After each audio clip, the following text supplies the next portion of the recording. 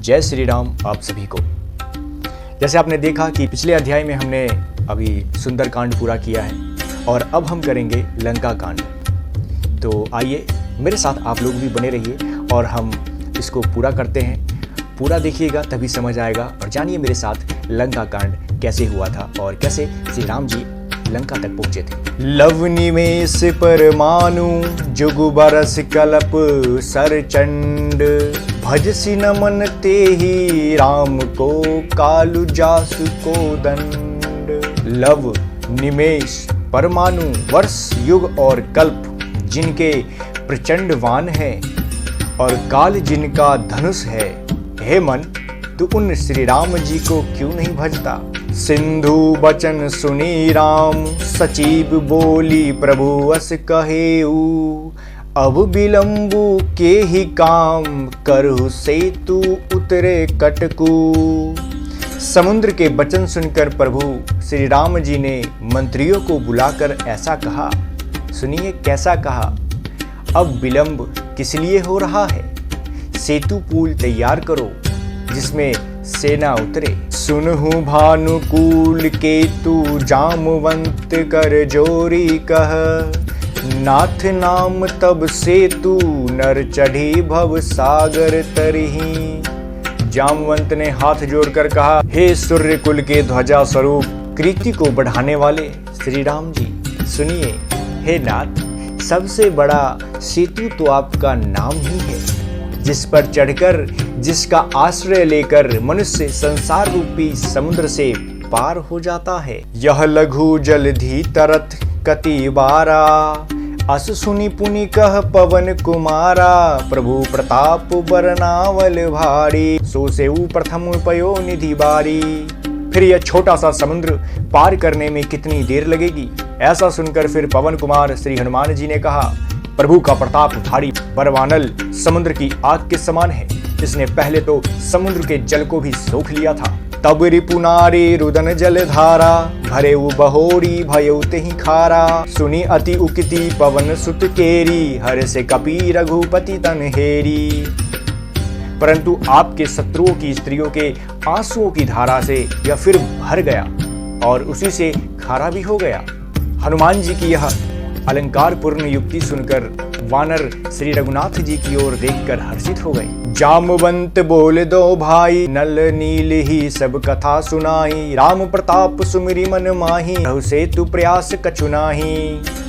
जामवान ने नल नील दोनों भाइयों को बुलाकर उन्हें सारी कथा कह सुनाई और कहा, मन में श्री राम जी के प्रताप को स्मरण करके सेतु तैयार करो। राम प्रताप से कुछ भी परिश्रम नहीं होगा। बोली लिए कपि निकर बहोरी सकल सुनहु बिनती कछु मोरी।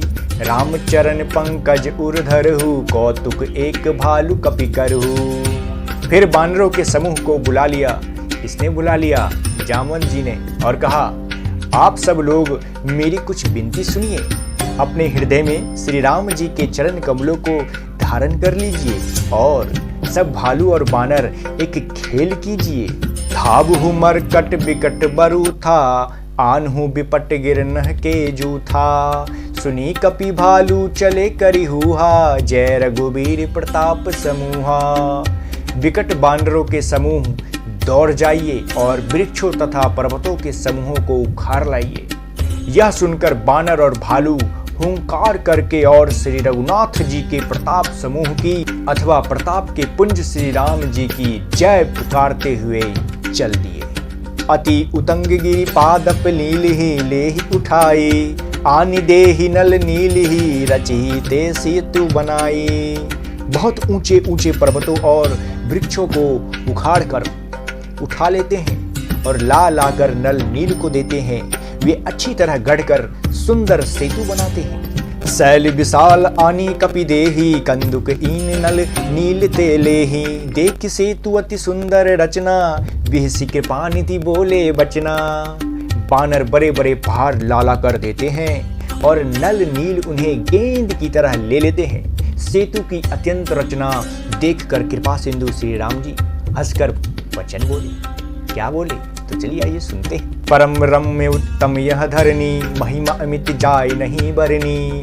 करिहु यहाँ शंभु था पुनः मोर हृदय परम कल्पना। यहाँ की भूमि परम रमणीय और उत्तम है, इसकी असीम महिमा वर्णन नहीं की जा सकती। मैं यहाँ शिव जी की स्थापना करूंगा, मेरे हृदय में यह महान संकल्प है। सुनी कपीस बहुदूत पठाए, मुनिवर सकल बोली ले आए। लिंग थाप विधिवत करी पूजा, शिव समान प्रिय मोहि न दूजा। श्री राम जी के वचन सुनकर वानर राज सुग्रीव ने बहुत से दूत भेजे, जो सब श्रेष्ठ मुनियों को बुलाकर ले आए। शिवलिंग की स्थापना करके विधि पूर्वक उसका पूजन किया। फिर भगवान बोले, शिव जी के समान मुझको दूसरा कोई प्रिय नहीं है। शिव द्रोही मम भगत कहावा, सोनर सपने मोहि न पावा। शंकर विमुख भक्ति चह मोरी, सोनार की मुढ़मति थोड़ी।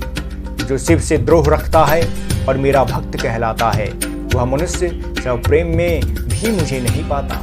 शंकर जी से विमुख होकर विरोध करके जो मेरी भक्ति चाहता है, वह नरकगामी मूर्ख और अल्प बुद्धि है। शंकर प्रिय मम द्रोही, शिव द्रोही मम दास।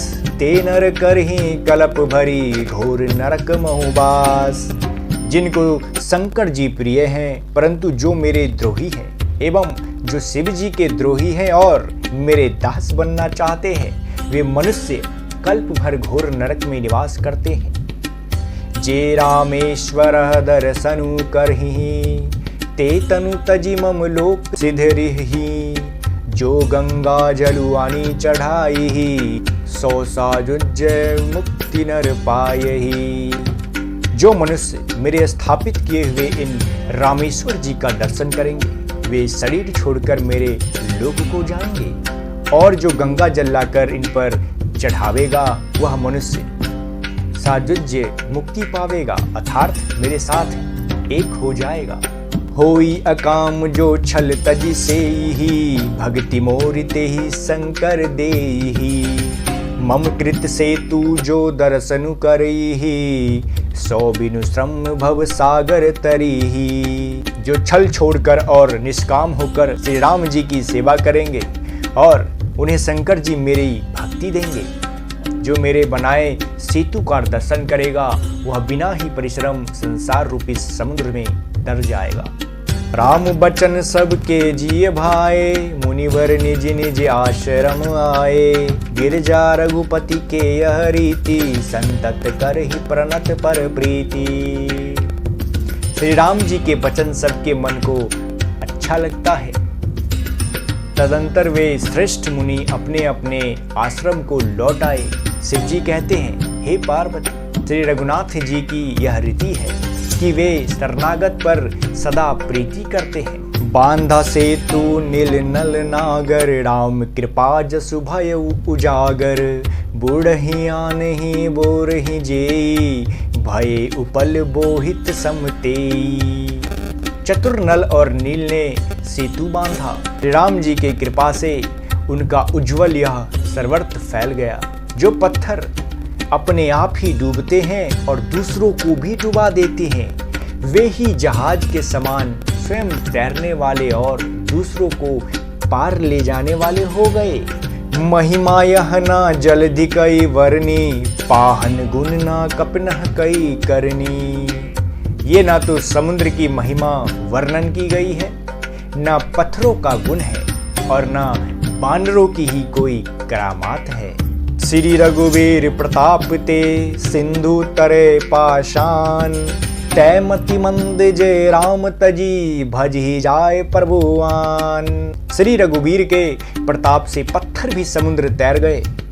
ऐसे श्री राम जी को छोड़कर जो किसी दूसरे स्वामी को जाकर भजते हैं, वे निश्चय ही मंद बुद्धि है। बांध सेतु अति सी दृढ़ बनावा, देख कृपा निधि के मन भावा। चली सैन कछु बरनि न जाए, गरजहि मरकट भट समुदायी। नल नील ने सेतु बांधकर उसे बहुत मजबूत बनाया। देखने पर कृपा निधान श्री राम जी के मन को बहुत ही अच्छा लगा। सेना चली जिसका कुछ वर्णन नहीं हो सकता। योद्धा बानरों के समुदाय गरज गरज कर जा रहे हैं। सेतु बंद डिग चढ़ी रघुराई, चितब कृपाल सिंधु बहुताई। देखन कहूँ प्रभु करुणा कंदा, प्रकट भये सब जलचर वृंदा। कृपालु श्री रघुनाथ जी सेतु बंध के तट पर चढ़कर समुद्र का विस्तार देखने लगे। करुणा के मूल प्रभु के दर्शन के लिए सब जलचरों के समूह प्रकट हो गए, जल के ऊपर निकल आए उनके दर्शन के लिए।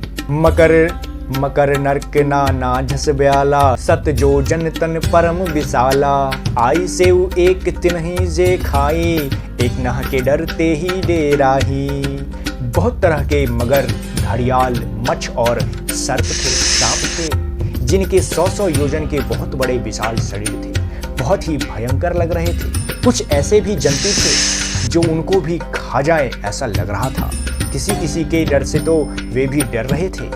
प्रभु ही बिलोक ही टर ही नटारे, मन हर्षित सब भाई सुखारे। तिन्न की ओट ना देखे बारे, मगन भये हरि रूप निहारी। वे सब बैर विरोध भूलकर प्रभु के दर्शन कर रहे हैं, हटने से भी नहीं हटते। सबके मन हर्षित है, सब सुखी हो गए। उनकी आड़ के कारण जल भी नहीं दिखाई पड़ता। वे सब भगवान का रूप देखकर आनंद और प्रेम में मग्न हो गए। चला कट कुप्रभु आय सुपाई, ओ कहीं सक कपिदल विपुलाई। प्रभु श्री रामचंद्र जी की आज्ञा पाकर सेना चली।